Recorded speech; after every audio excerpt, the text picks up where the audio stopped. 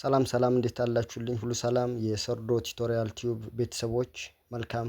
እንግዲህ በተለያየ ጊዜ የስምንተኛ ክፍል የአማርኛ ቋንቋ ሞዴል ፈተናዎችን ከነሙሉ ማብራሪያቸው ይዤላችሁ ቀርቤያለሁ።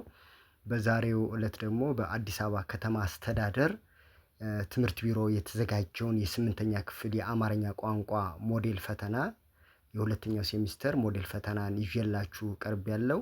እንግዲህ ይሄ ሞዴል ፈተና በአዲስ አበባ ከተማ አስተዳደር የሚገኙ ትምህርት ቤቶች ውስጥ እየተማሩ ያሉ ተማሪዎች ሁሉም የስምንተኛ ክፍል ተማሪዎች እንዲወስዱት ተደርጓል። ስለዚህ እኔ የጥያቄዎችን መንፈስ በመመርመር እያንዳንዱ ጥያቄ ከነሙሉ ማብራሪያው ይዤላችሁ ቀርቤያለሁ። ከእናንተ የሚጠበቀው ሰርዶ ቲቶሪያል ቲዩብን ላይክ ማድረግ ነው፣ ሼር አድርጉ። በተረፈ ደግሞ ሰብስክራይብ ማድረግን አትዘንጉ እላለሁ። መመሪያ 1 ከተራ ቁጥር 1 እስከ 7 ድረስ መናገር ወይም የመናገር ኪልን የሚመለከቱ ጥያቄዎች ቀርበዋል። ለጥያቄዎቹ ከተሰጡት አማራጮች መካከል ትክክለኛውን መልስ የያዘውን ፊደል በመምረጥ በመልስ መስጫ ላይ በማጥቆር መልሽ ይላል። ጥያቄ ተራ ቁጥር 1 መምህርት ጸዳለ አሁን ያለንበት ወር ምን ይባላል ብለው ሲጠየቁ ለጥያቄው ትክክለኛ መልስ የመለሰ ተማሪ ምን ብሎ ይመልሳል?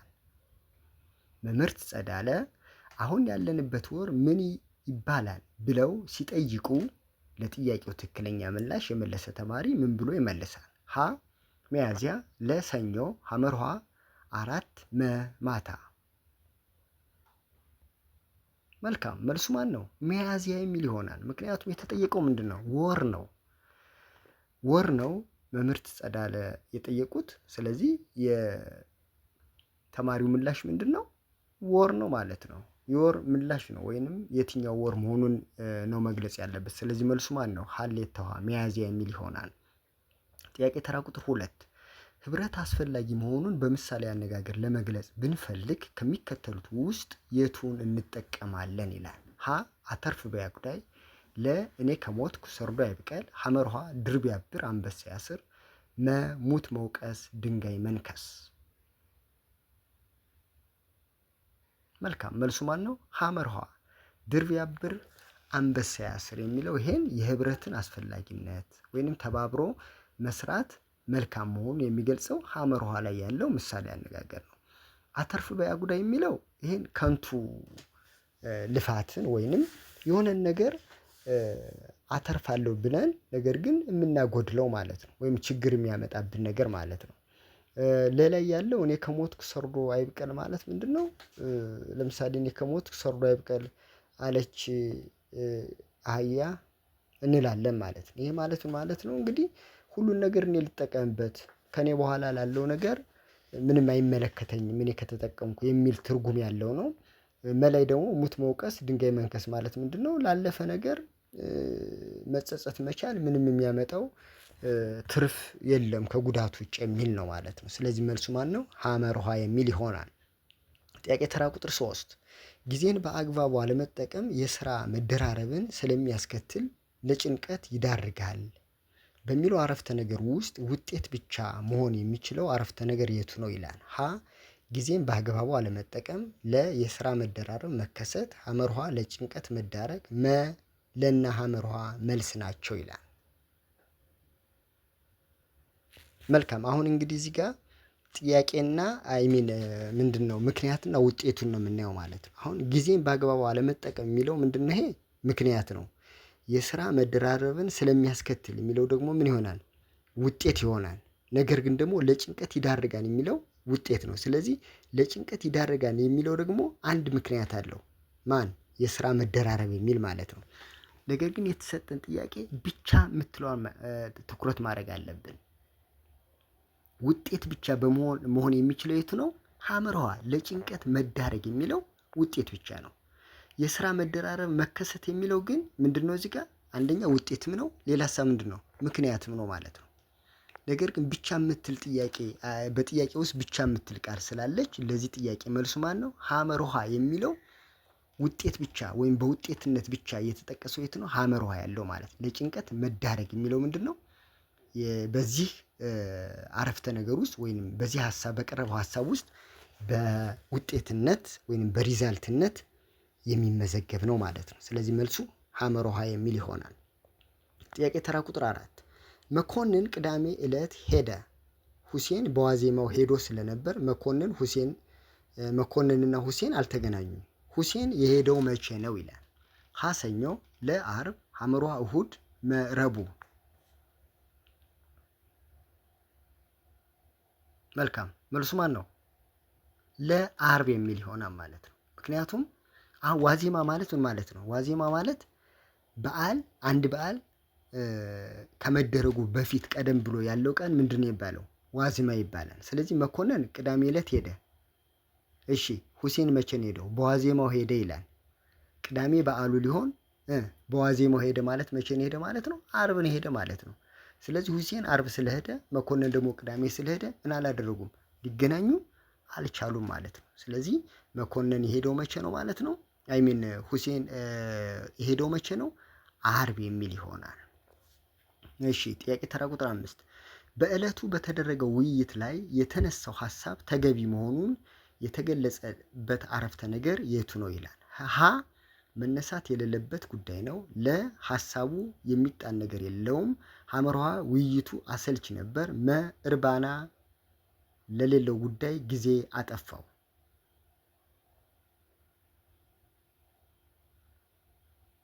መልካም መልሱ ማን ነው? ለ ሐሳቡ የሚጣን ነገር የለም የሚለው የተነሳው ሐሳብ ተገቢ መሆኑን የሚገልጸው ይሄ ነው። ሌሎቹ ግን ተገቢ አለመሆኑን የሚገልጹ ናቸው። ስለዚህ መልሱ ለ የሚል ይሆናል። ጥያቄ ተራ ቁጥር 6 ሳይታሰብ ዳሽ ከተፍ አለ። በክፍት ቦታው በመግባት አረፍተ ነገሩን የተሟላ ሊያደርግ የሚችለው የትኛው ቃል ነው? ሀ ድንገት፣ ለ ዘግይቶ፣ ሐመር ውሃ ገብቶ፣ መ ተኝቶ።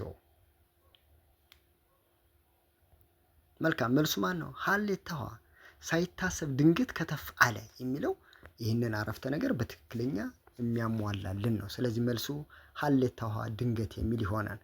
ጥያቄ ተራ ቁጥር 7 ከገንዘብ ነጠላ ሰረዝ ከእውቀትና ከክህሎት ዳሽ ብልሃት ያስፈልጋል። በክፍት ቦታው መግባት ያለበት አያዥ ቃል የቱ ነው ይላል። ሀ በአግባቡ፣ ለ ስለሆነ፣ ሐመር ውሃ በአንጻሩ፣ መ ባሻገር። መልሱ ማን ነው? መ ባሻገር የሚለው ትክክለኛው አያያዥ ቃል ነው። ከገንዘብ ከእውቀትና ከክህሎት ባሻገር ይልቅ ማለት ነው። ባሻገር ብልሃት ያስፈልጋል። ስለዚህ መልሱ ማን ነው? መ የሚለው ይሆናል።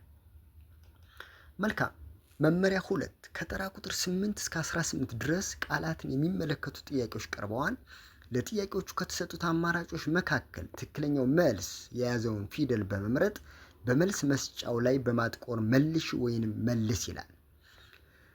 ጥያቄ ተራ ቁጥር 8 ኃይሉ ከላሟ ወተት አልቦ ሰጠኝ የተሰመረበት ቃል አውዳዊ ፍች ዳሽ ነው። ሀ እግር ጌጥ፣ ለ ባዶ፣ ሐመር ውሃ የማይረባ፣ መ ወስዶ። መልካም መልሱ ማን? አሁን እዚህ ጋር ልብ በሉ ተማሪዎች፣ የተጠየቅነው አውዳዊ ፍች። አውዳዊ ፍች ማለት ቃሉ በገባበት አረፍተ ነገር ውስጥ የሚሰጠው ፍች ማለት ነው። ስለዚህ ኃይሉ ከላሟ ወተት አልቦ ማለት ምን ማለት ነው? ወስዶ ማለት ነው። ስለዚህ አልቦ የሚለው ቃል ተሰምሮበታል። የዚህ ቃል አውዳዊ ፍች ማን ነው? ወስዶ ማለት ነው። ነገር ግን አልቦ ማለት በሌላ ፍቹ ምን ማለት ነው? የእግር ጌጥ ሊሆን ይችላል። ወይንም አልቦ ማለት ባዶ ምንም የሚልም ፍች ሊኖረው ይችላል ማለት ነው። ነገር ግን የተሰጠን ምንድን ነው? ጥያቄው አውዳዊ ፍች ነው። ስለዚህ መልሱ ማን ይሆናል? መ የሚል ይሆናል። ጥያቄ ተራ ቁጥር 9 ብዙ በመናገር ዳሽ አይለካም። በክፍት ቦታው ላይ ቢሞላ ተስማሚ የሚሆነው የቱ ነው? ሀ እውቀት፣ ለ ልብስ፣ ሐመር ውሃ ሀብት፣ መ ፍርሃት። መልካም መልሱ ማን ነው? ሀሌታ ውሃ ብዙ በመናገር እውቀት አይለካም የሚለው አረፍተ ነገሩን በትክክለኛ ሁኔታ ያሟላልናል። ስለዚህ መልሱ ሀሌታ ውሃ የሚል ይሆናል። እሺ ተማሪዎች ከኔ ጋር ናችሁ? መልካም። ጥያቄ ተራ ቁጥር 10 ፎዚያ ጎጆ መሰረተች የተሰመረበት ቃል አውዳዊ ፍች ዳሽ ነው። ሀ ቤት ሰራች የተሰመረበት ቃል ጎጆ የሚለው ነው። ሀ ቤት ሰራች፣ ለ ትዳር ያዘች፣ ሐመር ውሃ ብር ሰበሰበች፣ መ እውቀት ያዘች። መልካም መልሱ ማን ነው? ለትዳር ያዘች ማለት ነው። ጎጆ የሚለው አውዳዊ ፍች ወይንም በሌላ አገላለጽ ፍካሬያዊ ፍች ማለት ነው የተጠየቅነው። ትዳር ያዘች ማለት ነው። ጎጆ መሰረተች ማለት ትዳር ያዘች። ስለዚህ ጎጆ የሚለው ቃል አውዳዊ ፍቹ ትዳር ያዘች የሚል ይሆናል። ስለዚህ መልሱ ለ ነው። ጥያቄ ተራ ቁጥር 11 ጥሪት የሚለው ቃል እማሪያዊ ፍች ዳሽ ነው። ሀ ችግረኛ፣ ለ ፍሬ፣ ሐመርሃ ቀጭን፣ መ ወፍራም። መልካም። ዱባ ማለት ፍካሬያዊ ፍቹ ማን ነው? ወፍራም፣ መ የሚል ይሆናል። ቃላት በዋነኝነት ሁለት ፍች ሊኖራቸው ይችላል። እማሪያዊና ፍካሬያዊ ፍች። እማሪያዊ ፍች የምንለው ቃሉ ሲጠራ ወደ አእምሯችን የሚመጣው ያ ፍች እማሪያዊ ፍች ቀጥተኛው ፍቹ ማለት ነው። ፍካሬያዊ ፍች ማለት ግን ቃሉ በተዘዋዋሪ ወይንም በድብቅ የሚይዘው ፍች ሁለተኛው ፍች እሱ ይባላል ፍካሬያዊ ፍች ይባላል ማለት ነው። እስኪ ምሳሌ እንውሰድ። መሰላል ብንል እማሪያዊ ፍቹ ምንድን ነው? መወጣጫ ማለት ነው። ፍካሬያዊ ፍቹ ምን ይሆናል? መሰላል ረጅም ማለት ነው። ቋንጣ ብንል እማሪያዊ ፍቹ ወይም ቀጥተኛ ፍቹ ምንድን ነው? ተዘልዝሎ ደርቆ የተቀመጠ ስጋ ማለት ነው። ግን ቋንጣ ማለት ፍካሬያዊ ፍቹ ምንድን ነው? በጣም ቀጭን ማለት ነው። ልክ እንደነዚህ አይነት ወይም በእንደዚህ አይነት ሁኔታ ቃላትን ፍች መስጠት ይቻላል። ስለዚህ ዱባ ማለት ፍካሬያዊ ፍቹ ወፍራም የሚል ስለሆነ መልሱ መ ነው።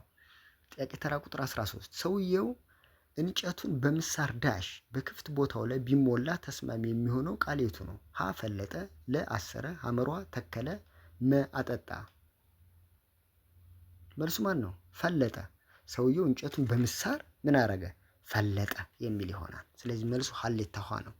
ጥያቄ ተራ ቁጥር 14 ሰውየው በልጃቸው ዳሽ አፈሩ በክፍት ቦታው በመግባት አረፍተ ነገሩን የተሟላ ሊያደርግ የሚችለው ቃል የቱ ነው?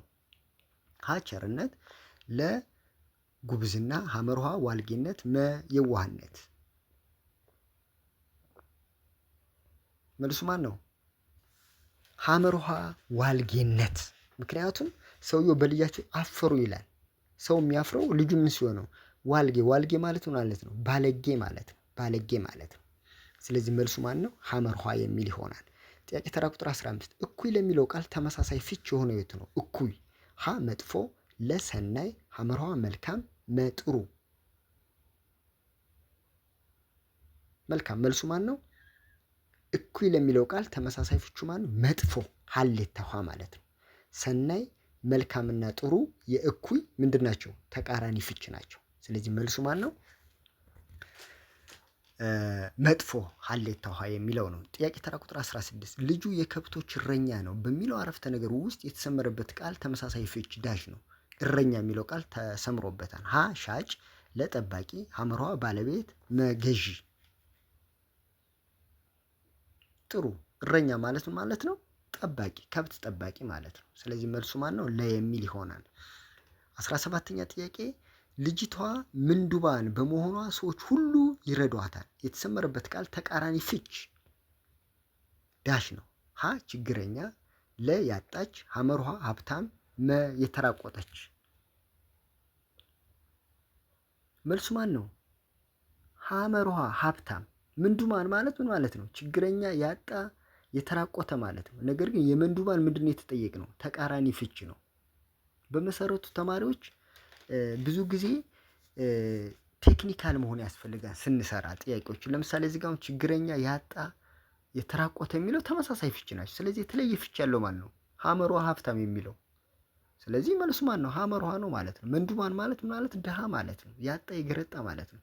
የዛ ተቃራኒ ግን ምንድን ነው? ሐመርሃ ሀብታም። ሀብታም ለሚለው ቃል ተመሳሳይ ፍቹ ሞጃ ማለት ነው። የተትረፈረፈ ያ ምን ይባላል? ሀብታም ይባላል። ስለዚህ መልሱ ሐመርሃ ነው። ጥያቄ ተራ ቁጥር 18 ሩህሩህ ለሚለው ቃል ተቃራኒ ፍች ዳሽ ነው። ሀ ደግ፣ ለ ክፉ፣ ሐመርሃ የዋህ፣ መ ገራገር። መልሱ ማን ነው? ክፉ የሚለው ይሆናል። ደግ፣ የዋህና ገራገር የሩህሩህ ተመሳሳይ ቃላት ወይም ተመሳሳይ ፍች ናቸው። ስለዚህ መልሱ ማን ነው? የሩህሩህ ተቃራኒ ፍች ለክፉ ወይንም መጥፎ የሚል ይሆናል። እሺ ተማሪዎች አሁን ወደ መመሪያ 3 እንሄዳለን። ምንባብ አንድን በጥሞና ካነበባችሁ በኋላ ከተራ ቁጥር 19 እስከ 28 ያሉትን ጥያቄዎች ምንባቡን መሰረት በማድረግ ትክክለኛ መልስ የያዘውን ፊደል ምረጥ ይላል።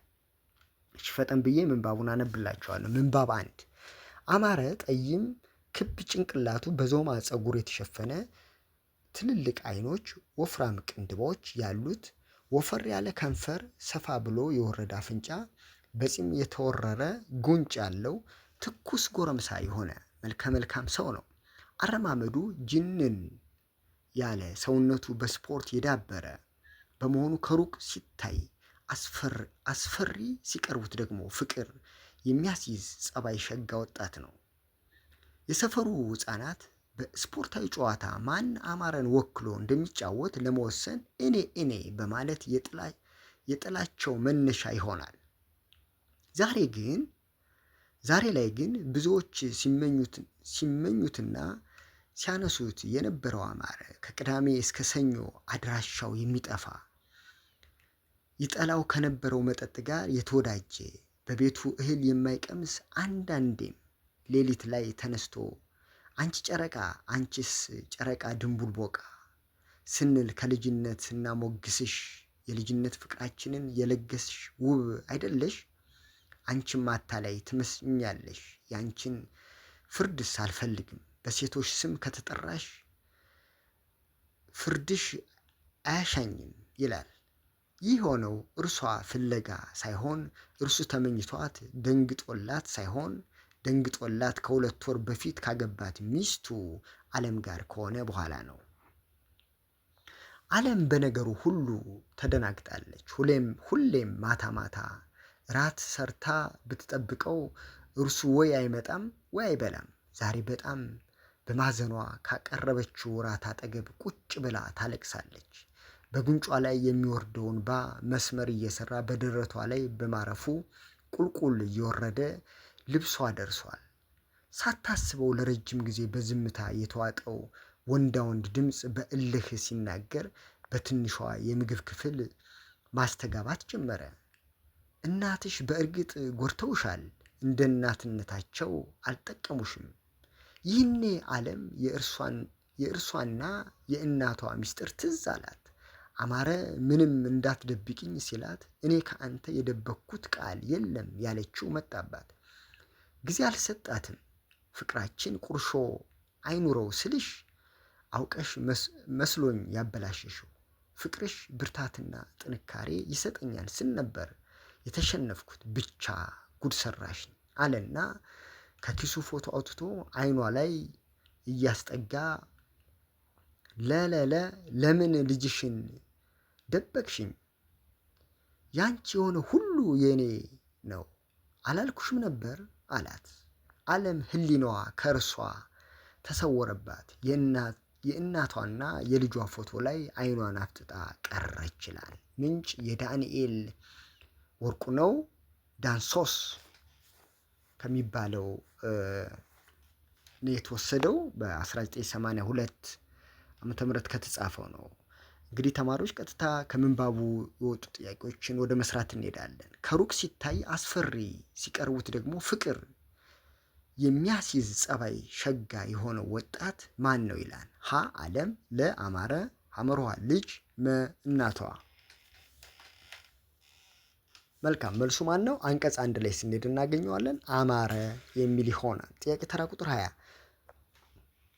ዓለም ራት አጠገብ ቁጭ ብላ የምታለቅሰው ምን ሆና ነው?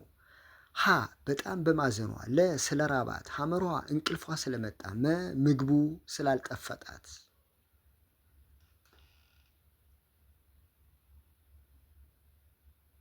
ኦኬ መልሱ ማን ነው? ሀሌታዋ በጣም በማዘኗ ነው። ይህን አንቀጽ 3 ላይ ሂደን ማግኘት እንችላለን። ጥያቄ ተራ ቁጥር 21 ምንባቡ ስንት አንቀጽ አለው? ሀ 1፣ ለ 2፣ ሐመርኋ 3፣ መ 4። መልካም መልሱ ማን ነው? 3 የሚል ይሆናል። እንግዲህ አንቀጽ ተማሪዎች እንግዲህ አንቀጽ ማለት አንድ ሀሳብ ብቻ የሚያስተላልፍ የጽሁፍ አካል ነው። አንቀጽ በዋነኛነት 2 ተዋቃሪ አካላት አሉት። እነሱ ምንድናቸው? መዘርዝራዊ አረፍተ ነገርና መሪ አረፍተ ነገር የምንለው ማለት ነው። ስለዚህ አንቀጽ መዘርዝራ የተለያዩ አይነት ከአንድ በላይ የሆኑ መዘርዝሪያ አረፍተ ነገሮች በውስጡ ይዛል። አንድ ደግሞ መሪ አረፍተ ነገር ወይንም ኃይለ ቃል ወይንም መንደርደሪያ አረፍተ ነገር ብቻ ይይዛል ማለት ነው። ሌላው እንግዲህ አንቀጽ የራሱ የሆኑ ባህሪያት አሉት። እንደ ግጥምጥምነት፣ አንድነት፣ ውህደት የሚባሉ እንደነዚህ አይነት የአንቀጽ ባህሪያት ናቸው። አንድ አንቀጽ አንድና አንድ ጭብጥ ብቻ ነው በውስጡ የሚይዘው። ከዛ በላይ ጭብጥ አይዝም ማለት ነው። ይህንን ልብ ልንል ይገባል። እሺ ተማሪዎች ወደ ጥያቄ ተራ ቁጥር 22 ስንሄድ የእናቷና የልጇ ፎቶ ላይ አይኗን አፍጥጣ ቀረች በሚለው የምንባቡ ክፍል አፍጥጣ ለሚለው ቃል ተስማሚ የሚሆነው ፍች የቱ ነው? ሀ አትኩራ፣ ለ ደንግጣ፣ ሐመሯ ተቅለስልሳ፣ መ ጨፍና። መልካም አፍጥጣ ማለት ምን ማለት ነው? አተኩራ ማለት ነው። ስለዚህ መልሱ ማን ነው? ሀሌታ ውሃ። 23ኛ ጥያቄ የአንቀጽ አንድ ዋና መልእክት ምንድን ነው? ሀ እልህ አስፈላጊ አለመሆኑን፣ ለ በምሽት ራስን ማዝናናት ጥሩ እንደሆነ፣ ሐመሯ ሁሉም በጊዜው ይፋ እንደሚወጣ፣ መ አማረ የአማረ ውበትና ተወዳጅ መሆኑ። አማረ ውበትና ተወዳጅ መሆኑ። መልካም መልሱ ማን ነው? መ። አንቀጽ አንድ ስለ አማረ ውበትና ስለሱ የጸባይ ጥሩነት የሚገልጽ ስለሆነ መልሱ ማን ነው? መ የሚል ይሆናል። እሺ ጥያቄ ተራ ቁጥር 24 ዞማ የሚለው ገላጭ ቃል የአማረን ምን ለመግለጽ የገባ ነው? ሀ ጭንቅላቱን፣ ለ አይኖቹን፣ ሐመራዋ ጸጉሩን፣ መ ቅንድቡን። መልካም ዞማ የሚለውን ቃል በአንቀጽ አንድ ላይ እናገኘዋለን። ዞማ የሚለው የሚገልጸው ምንድን ነው? ጸጉሩን ማለት ነው። ዞማ ለስላሳ ማለት ነው። በጣም ረዥምና ለስላሳ የሆነ ጸጉሩ ስሙ ይባላል፣ ዞማ ይባላል። ስለዚህ መልሶ ሐመርሃ ነው።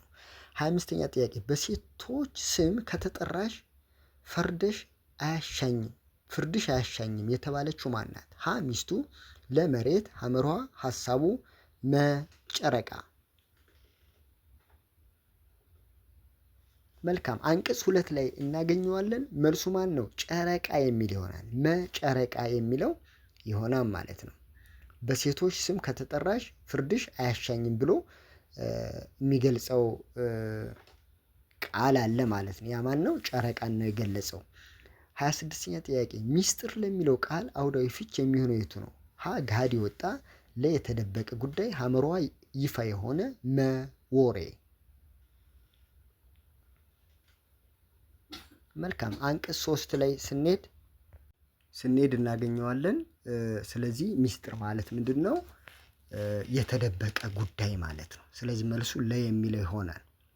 ጥያቄ ተራ ቁጥር 27 አውቀሽ መስሎኝ ያበላሸሽው ሲል ምን ለማለት ፈልጎ ነው? ሀ ሳታስቢው የተናገርሽው፣ ለቀልድ ያቀረብሽው፣ ሐመሯ የተናደድሽው፣ መሆን ብለሽ ያጠፋሽው። መልሱ ማን ነው? መ ሆን ብለሽ ያጠፋሽው ማለት ነው። አውቀሽ መስሎኝ ያበላሸሽው ማለት ነው። ሆን ብለሽ ያጠፋሽው። ስለዚህ መልሱ መ ነው። 28ኛ ጥያቄ የምንባቡ ርዕስ ምን ቢሆን ይመረጣል? ሀ ያንቺ የሆነ ሁሉ፣ ለ ከዋክብትና ኮከብ፣ ሐመሯ ሚስጥረኞቹ፣ መ ዓለም። መልካም እንግዲህ የአንድን ምንባባ ዋና ርዕስ ወይንም ርዕሱን ለመወሰን ምንባቡን በደንብ በጥልቀት ማንበብ ይጠበቃል። ስለዚህ መልሱ ለዚህ ምንባብ ከተሰጡት አማራጮች መካከል ርዕስ ሊሆን የሚችለው ሚስጥረኞቹ የሚለው ይሆናል።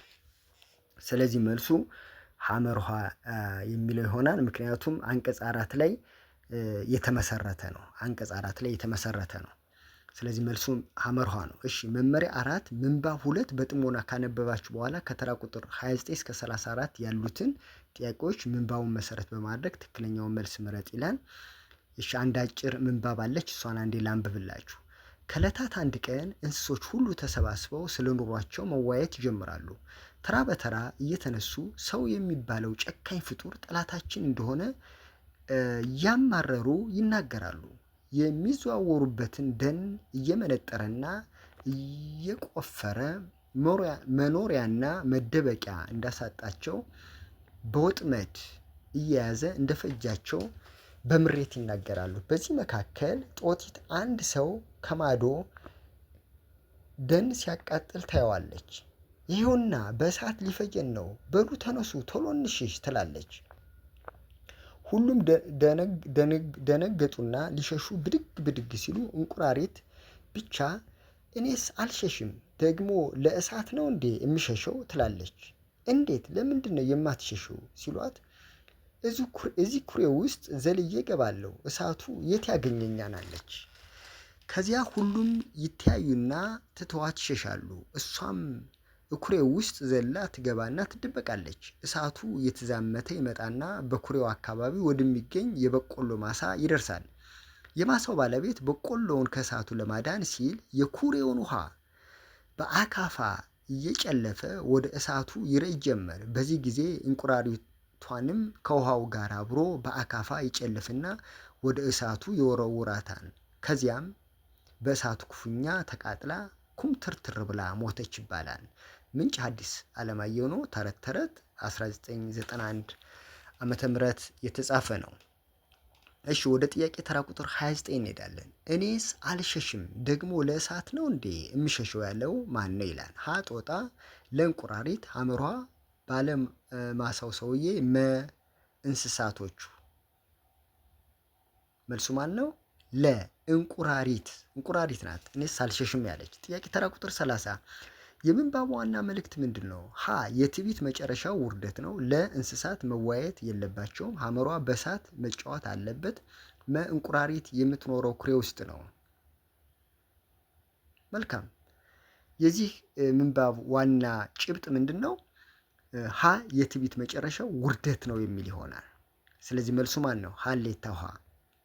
ጥያቄ ተራ ቁጥር 31 የኩሬውን ውሃ ሲል ምን ማለቱ ነው? ሀ የታንክ ውሃ የታንከር ውሃ፣ ለ የጉድጓድ ውሃ፣ ሐመር ውሃ የጀሪካን ውሃ፣ መ የጉድጓድ መሬት ላይ የታቆረ ውሃ ወይም ጉድጓድ መሬት ላይ የታቆረ ውሃ። መልካም መልሱ ማን ነው? መ የሚል ይሆናል። የኩሬ ውሃ ማለት ነው ጉድጓድ ላይ የታቆረ ወይንም ጎድጓዳ መሬት ላይ የታቆረ ውሃ ምን ይባላል? የኩሬ ውሃ ይባላል ማለት ነው። ስለዚህ መልሱ ማን ነው? መ ነው። ጥያቄ ተራ ቁጥር 32 ጨካኝ ፍጡር የተባለው ማን ነው? ሀ ጦጣ፣ ለ እንቁራሪት፣ ሐመር ውሃ ሰው፣ መ ገበሬው። መልካም መልሱ ማን ነው?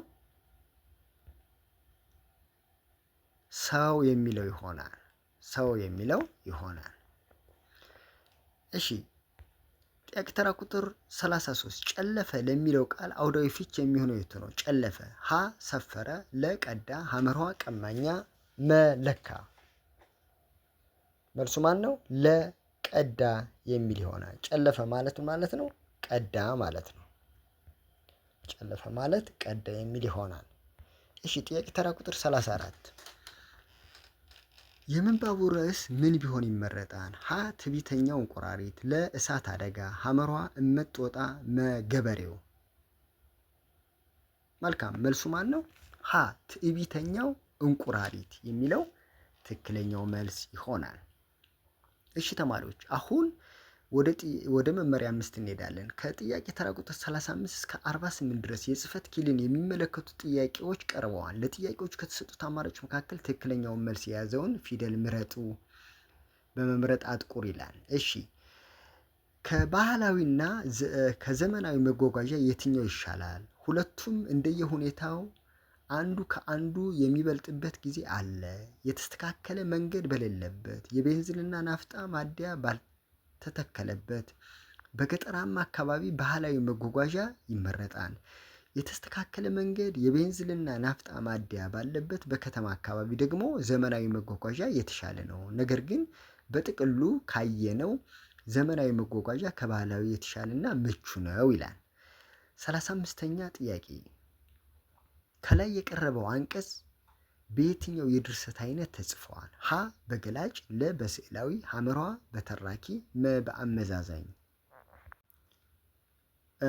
መልካም ተማሪዎች እንግዲህ እስኪ እነዚህን ጥያቄዎች ከመስራታችን በፊት ስለ ድርሰት አይነቶች አንድ ባንድ እንመልከት። ከዛ በኋላ ጥያቄዎችን እንሰራለን። እንግዲህ የተለመዱ የድርሰት አይነቶች 4 ናቸው። እነሱም ተራኪ የምንለው አለ፣ ስዕላዊ የምንለው አለ፣ ሶስተኛ ደግሞ ገላጭ አስረጅ ድርሰት የምንለው አለ፣ በአራተኛ ደግሞ አመዛዛኝ ወይንም አከራካሪ ድርሰት የምንለው አለ። እስኪና ስለ እያንዳንዱ እንመልከት። ተራኪ ድርሰት ማለት እንግዲህ የነገሮችን ወይም ነገሮችን በጊዜ ቅደም ተከተል እንዲሆነ እንዲህ ተደረገ እያለ የሚያቀርብልን ከሆነ ያ ተራኪ ድርሰት እንለዋለን፣ ወይም በተራኪ አንቀጽ የቀረበ ነው እንላለን። ሁለተኛው ደግሞ ስዕላዊ ድርሰት የምንለው ምንድነው? እንግዲህ የአንድን ነገር ቅርጽ ሊሆን ይችላል፣ ቀለም ሊሆን ይችላል፣ ወይንም ድምጽ ሊሆን ይችላል። በአይን እንደምናየው፣ በእጅ እንደዳሰስነው፣ በጆሮ እንደሰማነው አድርጎ የሚያቀርብ ከሆነ እሱ ምን ይባላል? ስዕላዊ ድርሰት ይባላል ማለት ነው። በሌላ ሁኔታ ደግሞ ሶስተኛው የድርሰት አይነት ገላጭ ወይም አስረጅ ድርሰት ወይም አንቀጽ የምንለው ሲሆን ገላጭ ወይም አስረጅ ድርሰት ወይም አንቀጽ የምንለው የአንድን ነገር መነሻ፣ ጸባይ፣ ምንነት ሊሆን ይችላል፣ ወይንም መልክ ሊሆን ይችላል፣ ወይንም አሰራር ሊሆን ይችላል እና አጠቃቀምን ሁኔታ በዝርዝር የሚያስረዳ ማለት ነው። የሚያስረዳ እንደዚህ አይነት አንቀጽ ምን ይባላል? ገላጭ ወይንም አስረጅ ድርሰት ይባላል። በአራተኛ ደረጃ የምናየው ደግሞ የድርሰት አይነት ምንድነው? አመዛዛኝ ወይንም አከራካሪ ድርሰት የምንለው ነው፣ ወይንም አንቀጽ የምንለው ነው። ይሄ ማለት ምንድነው?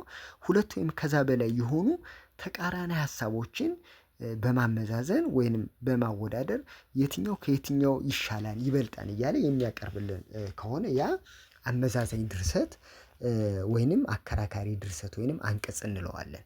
እሺ አሁን ቀጥታ ወደ ጥያቄው እንሂድ። እንግዲህ ከላይ አንብቤላችኋለሁ። ስለዚህ ከላይ የቀረበው አንቀጽ በየትኛው የድርሰት አይነት ውስጥ ተጽፏል ነው እያለን ያለው። ሀ በገላጭ፣ ለ በስዕላዊ፣ ሐመሯ በተራኪ፣ መ በአመዛዛኝ። መልካም መልሱ ማን ይሆናል? መ በአመዛዛኝ የሚል ይሆናል። በአመዛዛኝ ወይንም በአከራካሪ የሚል ይሆናል። ምክንያቱም እዚህ ጋር ሁለት አይነት ናቸው የቀረቡን፣ ባህላዊና ዘመናዊ መጓጓዣ አይነቶች የትኛው ከየትኛው ይሻላል እያለ እያመዛዘነ ስላቀረበልን በአመዛዛኝ የድርሰት ወይንም የድርሰት አይነት ተጽፏል ማለት ነው። እሺ ጥያቄ ተራ ቁጥር 36 የምግብ አዘገጃጀት ሂደትን የሚገልጽ መጽሐፍን ከየትኛው የድርሰት አይነት ይመደባል ይላል። ሀ ስዕላዊ፣ ለ አመዛዛኝ፣ ሐመሯ ገላጭ፣ መ ከተራኪ። መልካም መልሱ ምንድነው? ከገላጭ የሚል ይሆናል ማለት ነው። ምክንያቱም ከላይ ምን እንላለን? ገላጭ ወይም አስረጅ ድርሰት የምንለው ምንድነው ያለው? የአንድን ነገር መነሻ ወይም ጸባይ፣ ምንነት፣ መልክ፣ አሰራር፣ አጠቃቀም ሁኔታ በዝርዝር የሚገልጽ ከሆነ ያ ምንድነው ብለናል? ገላጭ ድርሰት ወይንም አስረጅ ድርሰት ብለናል ማለት። ስለዚህ የምግብ አዘገጃጀት ሂደትን የሚገልጽ ከሆነ ያ ጽሁፍ በገላጭ ድርሰት የቀረበ ነው ማለት ነው። ስለዚህ ወይንም በገላጭ ድርሰት አይነት ውስጥ ይመደባል ማለት ነው። ስለዚህ መልሱ ሐመርኋ ነው። እሺ ጥያቄ ተራ ቁጥር 37 ኮሎኔል ሰይፉ ዲጋጋ በ1922 ዓ.ም ከአባታቸው ዲጋጋ ተካ ከእናታቸው እልፍነሽ ማንደፍሮ በአርሲ ከተማ ተወለዱ እያለ አንቀጹ ቢቀጥል አንቀጹ የተጻፈው የድርሰት አይነት ምን ይባላል ይላል። ሀ አመዛዛኝ፣ ለ ተራኪ፣ ሐመሯ ስዕላዊ፣ መ ገላጭ። መልሱ ማን ነው? ተራኪ ማለት ነው። በተራኪ ድርሰት ውስጥ ነው የሚካተተው ማለት ነው። ምክንያቱም ተራኪ ድርሰት ምን ብለናል? መጀመሪያ እንደዚህ ሆነ ከዛ እንደዚህ ተደረገ እያለ በጊዜ ቅደም ተከተል የሚያቀርብልን ከሆነ በተራኪ ድርሰት ውስጥ ይካተታል። ስለዚህ መልሱ ማን ነው? ለ የሚል ይሆናል። እሺ አንድ አንቀጽ አለ። አሁን ደግሞ እሱን ላንብብላችሁ። ለምለም ረጅም ሰማያዊ ቀሚሷን በጥቁር ሂል ጫማ ለብሳ ረጅም ፀጉሯን ለቃ አይኖቿን ከናፍሯን ተኳኩላ ጥቁር ቦርሳ ይዛ የአስፋልቱን ጠርዝ ይዛ ስትጓዝ ለተመለከታት የሞዴሊስት ውድድር ላይ ያለች እንስት ትመስላለች። ንፋሱ ደግሞ ረጅም ፀጉሯን ከወዲህ ሲያርገበግበው ተፈጥሮዋ ውበት ጎልቶ እንዲታይ አድርጎታል ይላል። ጥያቄ ተራ ቁጥር 38 ከላይ የቀረበው አንቀጽ በየትኛው የድርሰት አይነት ተጽፏል? ሀ በስዕላዊ፣ ለ በአመዛዛኝ፣ ሐመሯ በተራኪ፣ መ በገላጭ። መልሱ ማን ነው?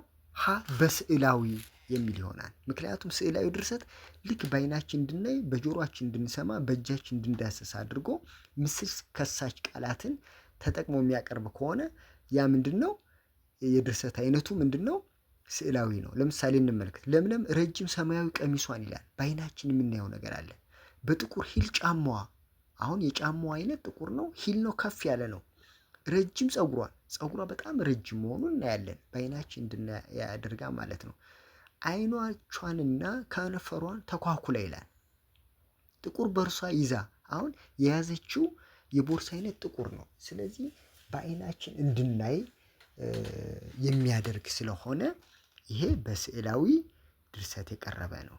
ጥያቄ ተራ ቁጥር 39 የትምህርት ቤቱ ርዕሰ መምህር በትናንትናው ዕለት በተደረገው የጥያቄና መልስ ውድድር አንደኛ ስለወጣን እንኳን ደስ አላችሁ በማለት ለትምህርት ቤቱ ማህበረሰብ የእንኳን ደስ አላችሁ መልእክት አስተላለፉ።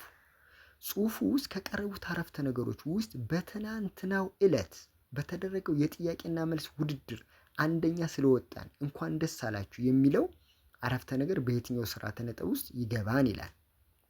ሀ በነጠላ ሰረዝ፣ ለ በነጠላ ትምህርተ ጥቅስ፣ ሐመሯ በድርብ ሰረዝ፣ መ በድርብ ትምህርተ ጥቅስ።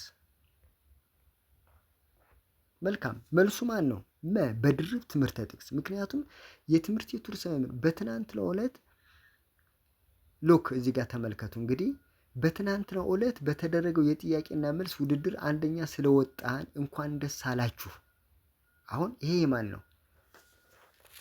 የተማሪዎች እንትን ነው፣ ንግግር ነው ማለት ነው። ስለዚህ ድርብ ትምህርተ ጥቅስን የምንጠቀመው የሆነ ሰው የተናገረውን አካል በጽሁፋችን ውስጥ ስናካትት ማለት ነው። አሁን ይሄ የደራሲው ወይንም የጸሐፊው ሀሳብ አይደለም፣ የሌላ ሰው አካል ነው። ስለዚህ የሌላ ሰው አካል መሆኑን ወይም ሌላ ሰው የተናገረው አካል መሆኑን ለመግለጽ በምን ውስጥ መሆን አለበት? በድርብ ትምህርተ ጥቅስ ውስጥ መሆን አለበት። ነጠላ ሰረዝ አይሆንም። ይሄ ነጠላ ሰረዝ አገልግሎቱ የሚዘረዘሩ ነገሮችን ለመግለጽ ነው። ነጠላ ትምህርተ ጥቅስ በጥቅስ ውስጥ ሌላ ጥቅስ ሲካተት ነው። ድርብ ሰረዝም እንዲሁ አይደለም፣ ምክንያቱ የድርብ ሰረዝ አገልግሎት ሌላ ስለሆነ። ስለዚህ መልሱ ማን ነው? መ የሚል ይሆናል። ጥያቄ ተራ ቁጥር 40 ትርንጎ ከተፈተነቻቸው የትምህርት አይነቶች መካከል አማርኛ ዳሽ፣ ሂሳብ ዳሽ፣ እንግሊዝኛና ስፖርት ትምህርቶችን ሙሉ ነጥብ አስመዝግባለች በሚለው አረፍተ ነገር ውስጥ በክፍት ቦታው መግባት ያለበት ስርዓተ ነጥብ የቱ ነው? ሀ ድርብ ሰረዝ፣ ለ ንዑስ ጭረት፣ ሐመሯ ነጠላ ሰረዝ፣ መ ትምህርተ ጥቅስ። መልካም መልሱ ማን ነው? ሐመርኋ ነጠላ ሰረዝ። ምክንያቱም አማርኛ፣ ሂሳብ፣ እንግሊዝኛ እና ስፖርት እነዚህ ምንድን ናቸው? የሚዘረዘሩ ነገሮች ናቸው። ስለዚህ አንዱ የነጠላ ሰረዝ አገልግሎት የሚዘረዘሩ ነገሮችን ለመለያየት እንጠቀማለን። ስለዚህ መልሱ ማን ነው? ሐመርኋ የሚል ይሆናል። ድርብ ሰረዝ አይሆንም። ምክንያቱም ድርብ ሰረዝ የምንጠቀመው ራሳቸውን ችለው የሚቆሙ አረፍተ ነገሮችን ለማያያዝ። ለምሳሌ ልጁ በጣም ታሟል፣ ድርብ ሰረዝ፣ ስለዚህ ሆስፒታል ሄዷል ብንል ማለት ነው። ልጁ በጣም ታሟል፣ ድርብ ሰረዝ፣ ስለዚህ ሆስፒታል ሄዷል። እዚህ ጋር ልጁ በጣም ታሟል ራሱን የቻለ አንድ አረፍተ ነገር መሆን ይችላል። ሆስፒታል ሄዷልም ራሱን የቻለ፣ ስለዚህ ድርብ ሰረዝ። ንዑስ ጭረት ደግሞ ልክ ለምሳሌ ድርብ ቃላትን ለመመስረት ልንጠቀምበት እንችላለን ማለት ነው። ነጠላ ሰረዝ ልክ መልሱን እንዳልኳችሁ ነው። ምክንያቱም የሚዘረዘሩ ነገሮችን ለመዘርዘር ለያይቶ ለመጻፍ ነው። ትምህርተ ጥቅስ ደግሞ አይሆንም። ትምህርተ ጥቅስ የምንጠቀመው ምንድን ነው? አንደኛ ባዕድ ቃላትን በጽሁፍ ውስጥ ስናካትት፣ ለምሳሌ ልጁ ሆዱን ኦፕራሲዮን ሆነ ብንል ኦፕራሲዮን የሚለው ባዕድ ቃል ነው ወይም የእንግሊዝኛ ቃል ነው። ስለዚህ ኦፕራሲዮን የሚለው በአማርኛ እንጽፍና እሱን በድርብ ትምህርተ ጥቅስ ውስጥ እናካትተዋለን ማለት ነው። ሌላው ትምህርተ ጥቅስን የምንጠቀመው ደግሞ በጽሁፋችን ውስጥ የሌላ ሰው አካል መሆኑን ንግግሩ ያንን ንግግር የተናገረው ሌላ ሰው መሆኑን ለማመላከት ምን እናደርጋለን? በድርብ ትምህርተ ጥቅስ ውስጥ እናካትታለን ማለት ነው። ለምሳሌ በርትታችሁ አጥኑ በማለት መምህሩ ተናገሩ ብንል በርትታችሁ አጥኑ የሚለው የማን ቃል ነው? የማን ሀሳብ ነው? የመምህሩ። ስለዚህ በርትታችሁ አጥኑ የሚለው በድርብ ትምህርተ ጥቅስ ውስጥ እናካትተዋለን ማለት ነው። ስለዚህ ለ40ኛው ጥያቄ መልሱ ሐመርኋ የሚል ይሆናል። 41ኛ ጥያቄ ትክክለኛ ስርዓተ ነጥብ በመጠቀም ያልተጻፈው አረፍተ ነገር የቱ ነው ይላል። ሀ ከየት መጣሽ? ጥያቄ ምልክት። ለ እንዴት ደስ ይላል? እንዴት ደስ ብሎ ቃል አጋኖ ይላል። ሐመርኋ ልጁ ጎበዝ ተማሪ ነው። 4 ነጥብ። የቤት ስራህን ሰርተህ ነጠላ ሰረዝ፣ ልብስህን አጥበህ ነጠላ ሰረዝ ጠብቀኝ ይላል። ስለዚህ ትክክለኛ ስርዓተ ነጥብ ያልተጠቀመው የቱ ነው? መ ነው። የቤት ስራህን ሰርተህ ነጠላ ሰረዝ፣ ልብስህን አጥበህ ነጠላ ሰረዝ አይሆንም። ጠብቀኝ 4 ነጥብ። ስለዚህ የቤት ስራህን ሰርተህ ድርብ ሰረዝ፣ ልብስህን አጥበህ ድርብ ሰረዝ ጠብቀኝ ቢሆን ይሄ ትክክለኛ ይሆናል ማለት ነው። ነገር ግን ሌላ ያለውም ችግር ያለበት ነው። ምክንያቱም እንዴት ደስ ይላል ተብሎ እዚህ ጋር የምናያት ስርዓተ ነጥብ ወይም ቃል አገኗ ይላል ከምትለዋ ላይ ነው መቀመጥ አለባት ብዬ ማምነው እኔ። ስለዚህ ኤንዌይስ ሞር ችግር ያለበት ማነው? መ የሚለው ይሆናል።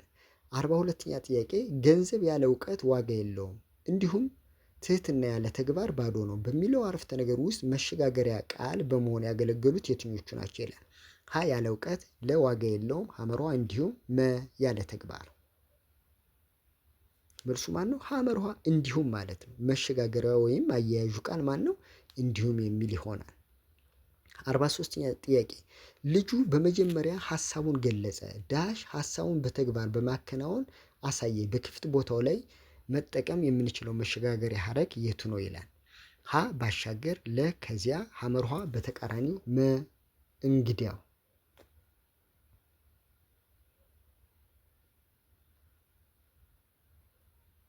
መልካም መልሱ ማን ነው? ለ የሚለው ይሆን። እሺ ልጁ በመጀመሪያ ሀሳቡን ገለጸ ከዚያ ሀሳቡን በተግባር በማከናወን አሳየ ይሆናል። ስለዚህ መልሱ ለ ነው። 44ኛ ጥያቄ በልብ ወለድ ውስጥ መንስኤና ውጤትን በማሳነስ የሚያቀርብ አለባ በማሰናሰን የስ በልብ ወለድ ውስጥ መንስኤና ውጤትን በማሰናሰን ወይም በማጣመር ማለት ነው የሚያቀርብ አለባ ዳሽ ይባላል። ሀ ትልም፣ ለ ጭብጥ፣ ሐመርኋ ግጭት፣ መ ገጸ ባህሪያት። መልካም መልሱ ማን ነው? ትልም ወይንም ሴራ የሚል ይሆናል። ሀሌታዋ ትልም ወይንም ሴራ ማለት በአንድ ልብ ወለድ ውስጥ ያለ የምክንያትና ውጤት ስንስን ወይንም ግንኙነት እሱ ምን ይባላል? ትልም ወይንም ሴራ ይባላል። ጭብጥ አይሆንም። ጭብጥ ማለት ደራሲው ሊያስተላልፈው የፈለገው ዋና ሀሳብ ነው። ሐመሯ ግጭት የምንለው እነዚህ በገጸ ባህሪያት መካከል ያለ ፍትጊያ፣ አለመግባባት እሱ ግጭት ነው። ገጸ ባህሪያት የምንላቸው ደግሞ የእውኑን ዓለም የወከሉ ሰዎች በልብ ወለድ ውስጥ የሚንቀሳቀሱ አምሳለ ሰብ እንላቸዋለን። አምሳለ ሰብ እነዛ ሰዎች ምን ይባላሉ? ገጸ ባህሪያት ይባላሉ። ስለዚህ መልሱ ሀሌታ ውሃ የሚል ይሆናል። ጥያቄ ተራ ቁጥር 45 አቶ ኩራባቸው ባህላዊ ሕክምናን መስጠት የጀመሩት በ1980 ዓ.ም በቡልጋ አውራጃ ውስጥ ነው። ይህ የሕክምና ጥበባቸው እያደገ መጥቶ ዛሬ ላይ ለዘመናዊ ሕክምና መድኃኒት መስሪያ የሚሆኑ እጽዋቶችን በጥናት እያረጋገጡ ለግብአትነት እያቀረቡ ይገኛሉ። በጽሁፉ ውስጥ የተሰመረበት ሀረግ ከልብ ወለድ አለባ አንጻር የትኛውን ያመለክታል ይላል። በ1980 ዓ.ም በቡልጋ አውራጃ ውስጥ የሚለው ተሰምሮበታል። ሀ መቼት፣ ለትልም፣ ሐመሯ ታሪክ፣ መግጭት። መልካም መልሱ ማን ነው? ሀ መቼት የሚል ይሆናል። ምክንያቱም መቼት ማለት ምን ማለት ነው? መቼና የት። መቼ የሚለው ቦታን ነው፣ የት ደግሞ ጊዜን ነው። ስለዚህ 1980 የሚለው ምንድን ነው? ዓመተ ምህረቱን አመላክቷል። ቡልጋ የሚለው ደግሞ የት ቦታን ያመላከተ ስለሆነ የተሰመረበት መቼቱን ነው፣ ቦታና ጊዜውን የሚገልጽ ነው። ስለዚህ መልሱ ሀሌታ ውሃ ነው። ጥያቄ ተራ ቁጥር 46 ከሚከተሉት አማራጮች መካከል ትክክለኛ የአረፍተ ነገር መዋቅርን ተከትሎ የተመሰረተው አረፍተ ነገር የቱ ነው? ሀ መዓዛ ሰበረችው፣ ለ ልጁ ታታሪ ነው በስራው፣ ሐመርኋ መቅደስ ውሃ ቀዳች፣ ለሰው ልጆች ጥቅም ይሰጣል። መልካም እንግዲህ ተማሪዎች አንድ አረፍተ ነገር ለመባል የቋንቋውን ሰዋሰው ህግ ማለት ነው በጠበቀ መልኩ መዋቀር አለበት። እሱም ይሄ ሳብጀክት ቨርብ አግሪመንት የምንለው ማለት ነው። መጀመሪያ ሳብጀክቱ ባለቤት ይመጣል። ከዛ በኋላ ተሳቢ ካለው ተሳቢ ይመጣል። ከዛ ግስ ወይንም ማሰሪያ አንቀጽ ካለው ማሰሪያ አንቀጽ መኖር አለበት። አረፍተ ነገር ለማለት ቢያንስ ወይንም ሚኒማም አንድ አረፍተ ነገር ለመባል ባለቤትና ግስ ያስፈልገዋል። ስለዚህ ይህንን መዋቅር መከተል አለበት። ያም ማለት ነው ባለቤት ተሳቢ ካለው ተሳቢ ቀጥተኛ የቀጥተኛ ሊሆን ይችላል ተሳቢው። ከዛ ገላጮች ሊኖሩ ይችላሉ። ከዛ ግስ ይቀመጣል ማለት ነው። ገላጮች ስንል የስም ገላጮች ሊሆኑ ይችላሉ፣ ወይም ተውሳከ ግሶች የግስ ገላጮች ሊሆኑ ይችላሉ። ስለዚህ እስኪ እንመልከት። መዓዛ ሰበረችው። ምኑን? የሚታወቅ ነገር የለም። ስለዚህ ትክክለኛ አይደለም። መዓዛ ለምሳሌ አሁን ይህን እናስተካክለው የሚባል መዓዛ ድስቱን ሰበረችው ቢሆን ይሆናል ማለት ነው። ድስቱን የሚለው ምንድን ነው? ቀጥተኛ ተሳቢ ነው። ስለዚህ ችግር አለበት። ልጁ ታታሪ ነው በስራው። ይህም ትክክለኛ አይደለም። መሆን ያለበት ምንድን ነው? ልጁ በስራው ታታሪ ነው ቢሆን ትክክለኛ ሆነ። ሐመሯ መቅደስ ውሃ ቀዳች። እሺ ይሄስ ትክክለኛ ነው። መቅደስ እዚህ ጋር ባለቤት አለ፣ ውሃ አለ፣ ተሳቢ ነው። ቀዳች የሚለው ደግሞ ግስ ነው። ለሰው ልጆች ጥቅም ይሰጣል። ምን ይታወቃል? ትክክለኛ አይደለም ማለት ነው። ስለዚህ ይሄ ትክክለኛውን አረፍተ ነገር መዋቅርን ተከትሎ የተጻፈ አይደለም። ስለዚህ ትክክለኛውን የአረፍተ ነገር መዋቅር ተከትሎ የተጻፈው የትኛው ነው? ሐመር ውሃ ላይ ያለ ይሆናል። መቅደስ ውሃ ቀዳች የሚለው ማለት ነው። ጥያቄ ተራ ቁጥር 47 ገዝቶ ተሾመ ሰጣት ቀለበት ለማርታ የብር የሚሉት ቃላት በስርዓት ባለው መንገድ ሲዋቀሩ የሚሰጡት አረፍተ ነገር የቱ ነው? ሀ የብር ቀለበት ለማርታ ተሾመ ገዝቶ ሰጣት። ለማርታ ተሾመ የብር ቀለበት ገዝቶ ሰጣት። ሐመሯ የብር ቀለበት ተሾመ ገዝቶ ለማርታ ሰጣት። ተሾመ የብር ቀለበት ገዝቶ ለማርታ ሰጣት። መልሱ ማን ነው? ተሾመ ባለቤቱ ነው። የአረፍተ ነገሩ ባለቤት ነው። ተሾመ የብር ቀለበት ገዝቶ ለማርታ ሰጣት። ስለዚህ መልሱ ማን ነው? በትክክለኛ የተዋቀረ ነው። 48ኛ ጥያቄ ከሚከተሉት አማራጮች መካከል አሉታዊ አረፍተ ነገር መሆኑን አመልካች የሆነው ቃል የቱ ነው? ሀ በላ፣ ለ አልመጣም፣ ሐመሯ ምን መሰራ። መልሱ ማን ነው? ለ አልመጣም የሚል ይሆናል። በመሰረቱ አረፍተ ነገሮች ከአገልግሎት አንጻር በአራት ይከፈላሉ። ከምን አንጻር ነው ያልኳችሁ? ከአገልግሎት አንጻር። አረፍተ ነገሮች ከአይነት አንጻር በሁለት ነው፣ ተራና ውስብስብ ብለን ማለት ነው። ማለት አረፍተ ነገሮች በሚይዙት የግስ መጠን ከከፋፈልናቸው ተራና ውስብስብ ብለን በሁለት እንከፍላቸዋለን። ከአገልግሎት አንጻር ግን በአራት ነው የሚከፈሉት።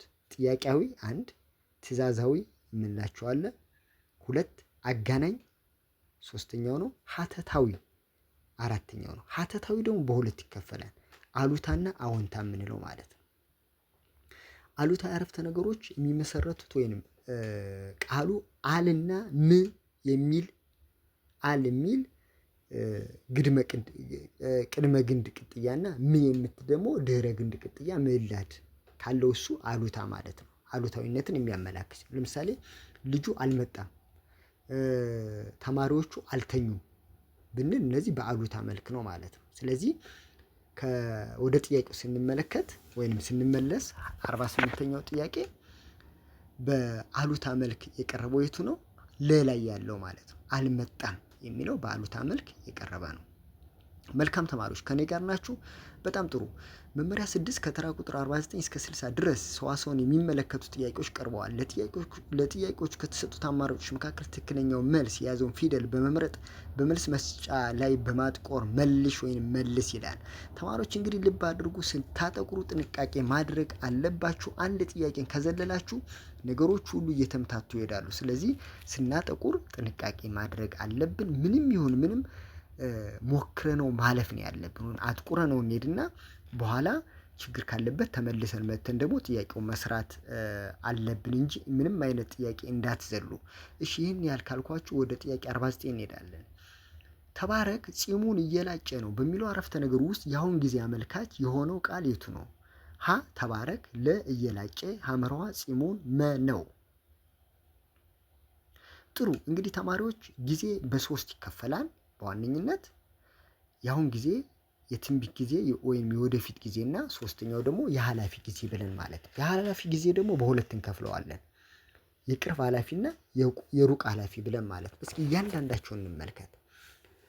የአሁን ጊዜ የምንለው አሁን እየተደረገ ያለ ማለት ነው። ለምሳሌ ልጆቹ እየበሉ ነው፣ ተማሪው እያጠና ነው። ልክ እንደነዚህ አይነት አረፍተ ነገሮች በአሁን ጊዜ የቀረበ ነው።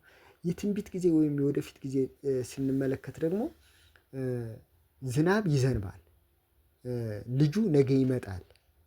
ልክ እንደነዚህ አይነቶች ደግሞ በትንቢት ጊዜ ወይም በወደፊት ጊዜ የቀረቡ ናቸው ማለት ነው። እሺ የኃላፊ ጊዜ ስንመለከት ደግሞ ተማሪዎቹ ትናንትና መጥተዋል ብንል ማለት ነው። ይሄ በኃላፊ ጊዜ ነው ማለት ነው። ልጆቹ እየተጫወቱ ነበር ብንል ማለት ነው። ይሄም ምንድነው? በኃላፊ ጊዜ የቀረበ ነው ማለት ነው። ስለዚህ አሁን ወደ ጥያቄው እንመልከት እዚህ ጋር ወይም ወደ ጥያቄው እንመለስ። የአሁን ጊዜ አመልካች የሆነው ቃል የቱ ነው ነው የሚለው። ሀ ተባረክ፣ ለ እየላጨ፣ ሐመሯ ጺሙን፣ መ ነው። መልሱ ማን ነው? እየላጨ እየላጨ በአሁን ጊዜ እየተከናወነ መሆኑን የሚያመላክት ነው። ስለዚህ መልሱ ለ የሚል ይሆናል። 50ኛ ጥያቄ ከሚከተሉት አረፍተ ነገሮች ውስጥ በነጠላ ቁጥር ግስ የተጻፈው አረፍተ ነገር የቱ ነው? ሀ መቼ መጣችሁ፣ ለ አሁን መጣን፣ ሐመሯ አልማዝ ለዘይነባ ብር ሰጠቻት፣ መ ጽዮንና መክሊት ጥያቄ ተጠያየቁ።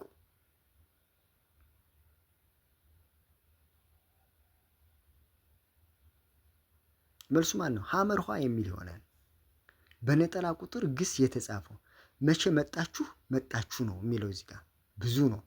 አሁን መጣን፣ አሁን መጣን ብዙ ነው። መላይ ጽዮንና መክሊት ጥያቄ ተጠያየቁ፣ ተጠያየቁ አሁንም ብዙ ነው። አልማዝ ለዘይነባ ብር ሰጠቻት፣ ሰጠቻት የሚለው ግን በነጠላ ግስ ወይም በነጠላ ቁጥር የቀረበ ግስ ነው። ስለዚህ መልሱ ሐመርኋ ነው። 51ኛ ጥያቄ ሰዎች የሚለው ቃል ላይ የተቀጠለው ቅጥያ ምን አመልካች ቅጥያ ነው? ሀ መደብ፣ ለጾታ፣ ሐመርኋ እምርነት፣ መቁጥር። በጣም ጥሩ ተማሪዎች ልብ በሉ። አሁን እዚህ ጋር ተከታተሉ። እንግዲህ ቅጥያዎች የተለያየ አገልግሎት አላቸው። መደብ አመልካች ቅጥያ የሚባሉ አሉ። ጾታ አመልካች፣ እምር አመልካች፣ ቁጥር አመልካች። እስኪ እያንዳንዳቸውን እንመልከት። መደብ አመልካች ልክ መደብ በስንት ይከፈላል ብለናል? በሶስት ነው። አንደኛ መደብ፣ ሁለተኛ መደብ እና ሶስተኛ መደብ። ለምሳሌ አችሁ፣ አችን፣ አቸው ልክ እንደነዚህ አይነት ቅጥያዎች መደብ አመልካች ቅጥያዎች ይባላል። ለምሳሌ ቤታቸው ብንል፣ ሱቃችሁ ብንል፣ ደብተራችን ብንል ልክ እንደዚህ አችን፣ አቸው፣ አችሁ እንደነዚህ አይነት ቅጥያዎች መደብ አመልካች ይባላል። ጾታ አመልካች ደግሞ ቅጥያ የሚባለው አሉ። ለምሳሌ ሺ፣ ቤትሽ፣ ደብተርሽ፣ በጊት ልክ እንደነዚህ ኢት፣ ሺ ልክ እንደነዚህ አይነት ደግሞ ጾታ አመልካች ሴት መሆኗን የሚያመላክት ማለት ነው። እምር አመልካች የምንለው አለ ደግሞ። እምር አመልካች ማለት ምን ማለት ነው? ተማሪዎች የታወቀ መሆኑን የሚያመላክት በአማርኛ እምር አመልካች ለምሳሌ ኡ የምትለዋ እምር አመልካች ናት። ኡ በጉ ብንል ለምሳሌ ደብተሩ ይታወቃል ማለት ነው። በአጭሩ በእንግሊዘኛ ዘ የምንለው አርቲክል ማለት ነው። ዘ ቡክ ብንል ለምሳሌ ማለት ነው። መጽሐፉ የትኛው እንደሆነ ስፔሲፊካሊ ይገልጻል ማለት ነው። ዘማን ብንል ለምሳሌ ሰውየው የሚታወቅ ሰው ከሆነ ዘማን እንላለን ወይም ሰውየው እንላለን ማለት ነው። ስለዚህ እዚህ ጋር እምር አመልካች በአማርኛ ኡ የምትለዋ እምር አመልካች ናት። እሺ ቁጥር አመልካች ለምሳሌ በአማርኛ ሁለት ቁጥር አመልካች ምዕላዶች አሉ። እነሱም ዎች እና ኦች የምንላቸው ማለት ነው። የአንድ ቃል የመጨረሻዋ ፊደል በሳድስ የምትጨርስ ከሆነ ያንን ቁጥር ወይንም ያንን ቃል ወደ ብዙ ቁጥር ለመቀየር ኦች የሚለውን ይወስዳል። ለምሳሌ ልጅ ላይ ጂ የምትለዋ ምንድን ናት? ሳድስ ናት። ልጆች እንላለን ማለት ነው። ከሳድስ ውጭ ከሆኑ ግን ዎች የሚለውን ነው የሚወስዱት። ለምሳሌ ተራራ፣ ተራራዎች። ሌላ ምሳሌ እንውሰድ። ለምሳሌ ሰው፣ ሰዎች፣ ደብተር፣ ደብተሮች። ያችሁት ደብተር ላይ ደብተሮች ነው የምንለው፣ ኦች ነው የሚወስደው ማለት ነው። ምክንያቱም ር የምትለዋ ምን ስለሆነች? ሳድስ ስለሆነች ማለት ነው። ሌላው በግዕዝም ማርባት እንችላለን። ወይንም የግዕዝ ቁጥር አመልካቾች አሉ። ለምሳሌ አት የምትለዋ በግዕዝ ብዙ ቁጥር አመልካች ናት። ለምሳሌ ቃል የሚለው ሲበዛ ቃላት ሊሆን ይችላል። በአማርኛ ሲበዛ ኦች ነው የሚወስደው፣ ቃሎች ይሆናል። ካህን የሚለው ለምሳሌ በግዕዝ ሲበዛ ካህኖች ይሆናል ማለት ነው። ካህናት የሚል ይሆናል፣ አት የሚል ይሆናል። በአማርኛ ደግሞ ኦች ን የምትለዋ ካህን የምትለው ላይ ን ምን ስለሆነች? ሳድስ ስለሆነ ካህኖች ኦች የሚል ይሆናል በአማርኛ ሲበዛ። ካህን የሚለው ግን በግዕዝ ስናበዛው ካህናት አት የሚል ይወስዳል ማለት ነው። ባጭሩ ወደ ጥያቄው ስንመጣ ሰዎች የሚለው ቃል ላይ የተቀጠለው ቅጥያ ምን አመልካች ነው ይላል። ምን አመልካች ነው? ቁጥር አመልካች ነው። ሰዎች ዎች የሚለው ሰውና ዎች የሚል አለ። ዎች የሚለው ደግሞ ቅጥያ ምንድን ነው? ቁጥር አመልካች ነው። እምር አይደለም፣ መደብ አመልካች አይደለም፣ ጾታ አመልካች አይደለም።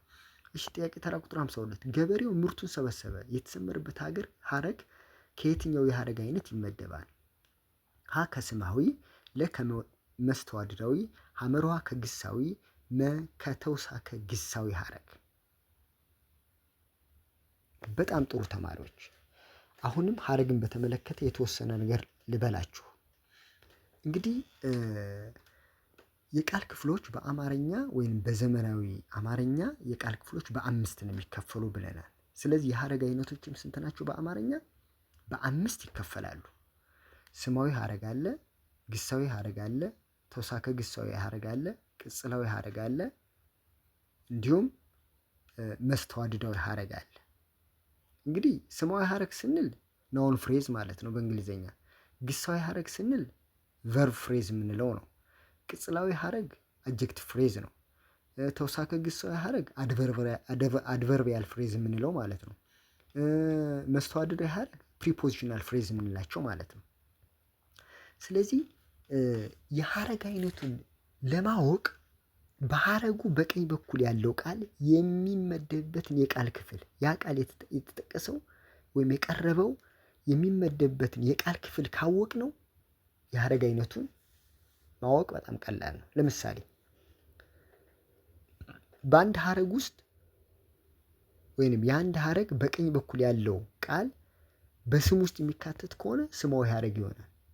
ወይንም የሀረጉ መሪ በቀኝ በኩል ያለው ማለት ነው ግስ ከሆነ ግሳዊ ሀረግ ይሆናል። ቅጽል ከሆነ ቅጽላዊ ሀረግ ይሆናል። አንድ ኤክሴፕሽናል ግን አለ። እሱም ማን ነው?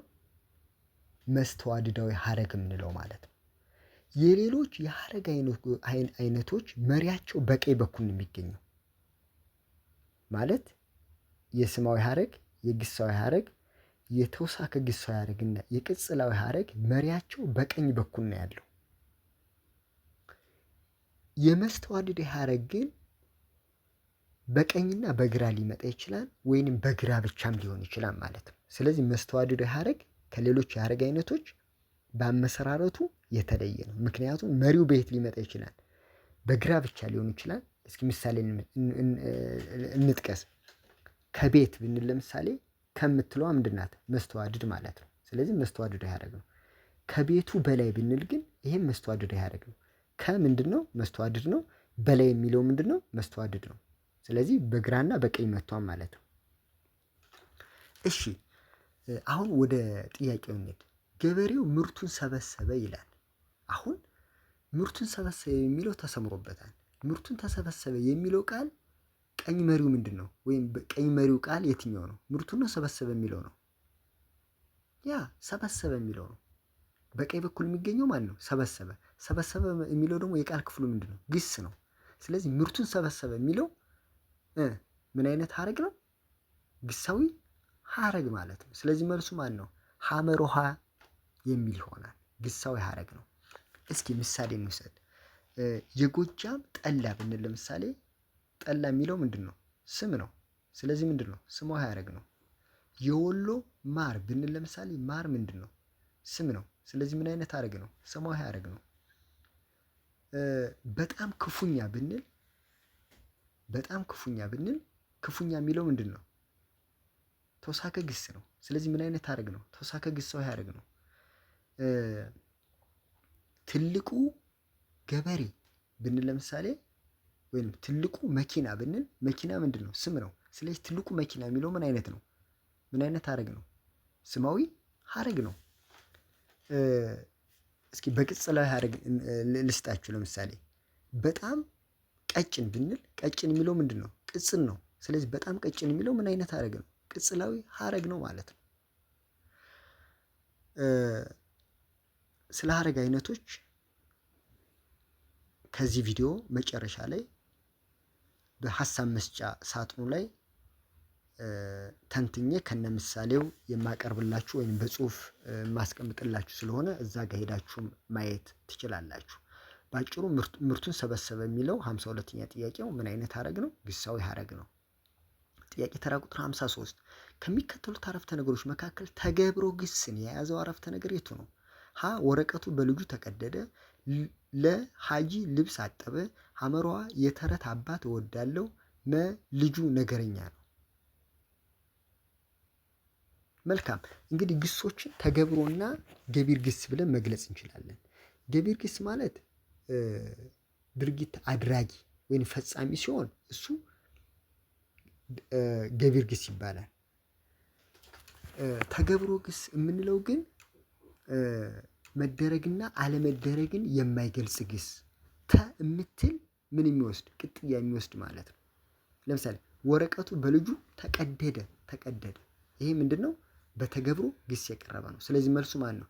ሀሌታ ውሃ የሚል ይሆናል። ነገር ግን ልጁ ወረቀቱን ቀደደ ቢሆን ኑሮ ምንድን ነው? ቀደደ የሚለው ምንድን ነው የሚሆነው? ተገብሮ ግስ ሳይሆን ገቢር ግስ ነው ማለት ነው። ሀጂ ልብስ አጠበ ይላል። አጠበ ምንድን ነው? ገቢር ግስ ነው እንጂ ተገብሮ ግስ አይደለም። ነገር ግን ልጁ በሀጂ ታጠበ ቢሆን ኑሮ ታጠበ የሚለው ምን ይሆናል? ተገብሮ ግስ ሲሆን ነበር ማለት ነው። የተረት አባት እወዳለሁ፣ ልጁ ነገረኛ ነው። እነዚህም በተገብሮ ግስ የቀረቡ አይደለም። ስለዚህ መልሱ ማን ነው? ሀሌታ ውሃ ወረቀቱ በልጁ ተቀደደ የሚለው ምንድን ነው? ተገብሮ ግስ ነው። ተገብሮ ግስን ለማወቅ ተ የምትል ቅጥያ ከግሱ ፊት ለፊት አለች ማለት ነው። ቀደደ ከሚለው ፊት ታለች። ተቀደደ፣ ተደበደበ፣ ልክ እንደነዚህ አይነት ነገሮች እንደነዚህ አይነት ግሶች በተገብሮ ግስ ውስጥ ይካተታሉ ማለት ነው። ተጋገረ አይነቶች ማለት ነው። እሺ ጥያቄ ተራ ቁጥር 54 ብርቱካኑ በልጁ ተበላ የሚለው አረፍተ ነገር ግስ ወደ ገቢር ግስ ተለውጦ ሲጻፍ አረፍተ ነገሩ የቱን ይመስላል ይላል። ሎክ ብርቱካኑ በልጁ ተበላ። ስለዚህ ተበላ የሚለው ምንድን ነው? ተገብሮ ግስ ነው። ይሄ ተገብሮ ግስ ወደ ገቢር ስንቀይረው የት ይሆናል ነው? ሀ በልጁ ብርቱካኑ ተበላ፣ ለ ልጁ ብርቱካን በላ፣ ሐመርሃ ልጁ ብርቱካን እየበላ ነው፣ መ ተበላ ብርቱካኑ በልጁ።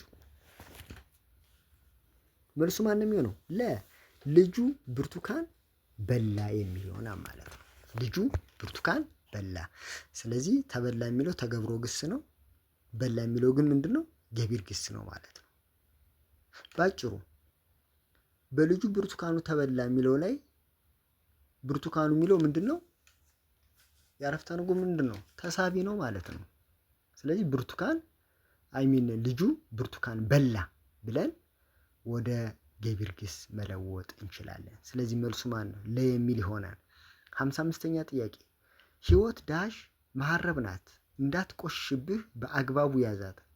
አረፍተ ነገሩን ማሟላት የሚችለው ቃል የቱ ነው? ሀ የቆሸሸች፣ ለ የምትሰለች፣ ሐመርሃ ነጭ፣ መ የማታስፈልግ። መልሱ ማን ነው? ሐመርሃ ነጭ። ሉክ ህይወት ዳሽ መሀረብ ናት እንዳትቆሽሽብህ በአግባቡ ያዛት ይላል። እንዳትቆሽሽብህ በአግባቡ ያዛት። መልሱ ማን ነው? ነጭ። ህይወት ምንድን ነጭ መሀረብ ናት። ነጭ መሀረብ ናት። ስለዚህ ምን ማድረግ አለብን? እንዳትቆሽሽብህ በአግባቡ መያዝ ያስፈልጋል ነው። የቆሸሸች፣ የምትሰለች፣ የማታስፈልግ እነዚህ አረፍተ ነገሩን በትክክል ሊያሟሉ የሚችሉ ቃላት አይደሉም። ስለዚህ መልሱ ሐመርሃ ነው። 56ኛ ከሚከተሉት ውስጥ ትእዛዛዊ አረፍተ ነገር የቱ ነው? ሀ የቤት ስራ ስሩ፣ ለ ስንት ዓመት ሞላሽ፣ ሐመርሃ ጎሽ ተባረክ፣ መ ምሳ አልበላሁም። መልካም ትእዛዛዊ አረፍተ ነገሩ ሀሌታዋ የቤት ስራ ስሩ የሚለው ትእዛዛዊ አረፍተ ነገር ነው፣ ኮማንድ ነው። ስንት ዓመት ሞላሽ ጥያቄ አረፍተ ነገር ነው። ጎሽ ተባረክ ይሄ አጋናኝ ነው። ምሳ አልበላሁም የሚለው ደግሞ ሀተታዊ አረፍተ ነገር ሆኖ በምን ውስጥ ይካተታል? በአሉታዊ አረፍተ ነገር ውስጥ የሚካተት ነው። ስለዚህ መልሱ ሀሌታ ውሃ የሚል ይሆናል። 57ኛ ጥያቄ ተዘራ ሐኪም ቤት የሄደው ታሞ ነው የሚለውን ውስብስብ አረፍተ ነገር ወደ ተራ አረፍተ ነገር ሲቀየር የቱን ይመስላል? ሀ ተዘራ ሐኪም ቤት ሄደ፣ ለ ተዘራ ሐኪም ቤት ነው፣ ሐመርሃ ተዘራ ታመመ፣ መ ሁሉም መልስ ይሆናሉ። መልካም እንግዲህ ከላይ እንደገለጽኩላችሁ አረፍተ ነገሮች ከአይነት አንጻር በሁለት ይከፈላሉ፣ ተራና ውስብስብ ማለት በአረፍተ ነገሩ ውስጥ ባለው የግስ ወይም የማሰሪያ አንቀጽ ብዛት በሁለት እንከፍለዋለን። ተራ ማለት በአረፍተ ነገር ውስጥ ወይም አረፍተ ነገሩ አንድ ግስ ከያዘ ተራ አረፍተ ነገር ነው። ውስብስብ ደግሞ ሁለትና ከዚያ በላይ ግሶችን የሚይዝ ከሆነ ውስብስብ አረፍተ ነገር እንለዋለን። ተዘራ ሐኪም ቤት የሄደው ታሞ ነው ይላል። ስለዚህ ሁለት ግሶች አለ ወይም ሁለት ነጠላ አረፍተ ነገር ማውጣት እንችላለን። ምን የሚል ተዘራ ሐኪም ቤት ሄደ የሚል ሌላሳ ተዘራ ታመመ የሚል ማለት ነው። ስለዚህ በአጭሩ ይሄ ውስብስብ ነው። ጥያቄው ምንድነው? ይሄንን ወደ ተራ አረፍተ ነገር ማለት በሌላ አጠራር ነጠላ አረፍተ ነገር ማለት ነው። ወደ ተራ ወይም ወደ ነጠላ አረፍተ ነገር ስንቀይረው ምን ይሆናል ነው? ሀ ተዘራ ሐኪም ቤት ሄደ ይሆናል። ለ ተዘራ ሐኪም ቤት ነው የስ ይሆናል። ሐመሯ ተዘራ ታመመ ይሄም ይሆናል። መ ሁሉም መልስ ነው። ስለዚህ መልሱ ማን ነው? መ የሚል ይሆናል። 58ኛ ጥያቄ በአሉታዊ ወይም በአዎንታዊ መልክ የሚቀርብ የአረፍተ ነገር አገልግሎት ዳሽ ይባላል። አጋናኝ፣ ሀተታዊ፣ ትዕዛዛዊ፣ ጥያቄያዊ። መልሱ ማን ነው? ሐመርሃ የሚለው ይሆናል። ሐመርሃ ለ ሀተታዊ የሚለው ይሆናል። በአሉታ ወይም በአዎንታ መልክ የሚቀርብ አረፍተ ነገር ምንድነው? ሀተታዊ አረፍተ ነገር ይባላል። ጥያቄ ተራ ቁጥር 59 ማንንም ማግኘት ዳሽ ይህንን አረፍተ ነገር አሉታዊ አረፍተ ነገር እንዲጠናቀቅ ቢደረግ ከሚከተሉት አማራጮች መካከል የትኛው መሆን ይቻላል? በአሉታ ሀ ማንንም ማግኘት ትፈልጋለህ፣ ማንን ማግኘት ትፈልጋለህ? ለ ሁሉንም ባገኝ ደስ ይለኛል። ሐመሯ ማንንም ማግኘት አልፈልግም። ማግኘት ማንንም ያስደስታል። መልሱ ማን ነው? ሐመርሃ የሚል ይሆናል። ሐመርሃ የሚለው ይሆናል። ማንንም ማግኘት ዳሽ በአሉታዊ የቀረበው የቱ ነው? ማንንም ማግኘት አልፈልግም አልና ም የሚል ማለት ነው። አሉታዊ አረፍተ ነገር የሚመሰረተው አል የምትል ምን አለች? ቅድመ ግንድ ቅጥያና ም የምትል ደግሞ ድረ ግንድ ቅጥያ አለች ማለት ነው። ፈለገ የምትለው ላይ አልፈልግም የምትለው ታሟለዋለች። ጥያቄ ተራ ቁጥር 60 ስለዚህ የ59ኛው ጥያቄ መልሱ ማን ነው? ሐመርሃ ነው። መልካም ተማሪዎች ወደ መጨረሻው ጥያቄ እናመራለን። ጥያቄ ተራ ቁጥር 60 ፈተናው ተጀመረ ዳሽ አልተጠናቀቀም። በክፍት ቦታው ላይ መጠቀም የምንችለው አያያዥ ቃል የቱ ነው? ሀ እንጂ፣ ለ ስለሆነም፣ ሐመርሃ ስለዚህ፣ መ እና። መልሱ ማን ነው? ሀሌታ ሀ ፈተናው ተጀመረ እንጂ አልተጠናቀቀም የሚለው ትክክለኛው መልስ ይሆናል። ስለዚህ ትክክለኛው መልስ ማለት ነው ሀሌታ ሀ ፈተናው ተጀመረ እንጂ አልተጠናቀቀም የሚለው ትክክለኛው አያያዥ ቃል ነው። መልካም ተማሪዎች እንግዲህ የዛሬውን ቪዲዮ በዚህ አጠናቅቃለሁ። ከእናንተ የሚጠበቀው ላይክ ማድረግ ነው። ለሌሎች ጓደኞቻችሁ ደግሞ መልእክቱ እንዲደርስ ሸር አድርጓቸው። ሰብስክራይብ ያላደረጋችሁ ደግሞ ሰብስክራይብ አድርጉ። እንግዲህ ተማሪዎች በሌላ ቪዲዮ ደግሞ ይዤላችሁ የተለያዩ ጥያቄዎችን የምቀርብ ይሆናል። እስከዛው ድረስ መልካሙን ሁሉ እመኝላችኋለሁ። ሻሎም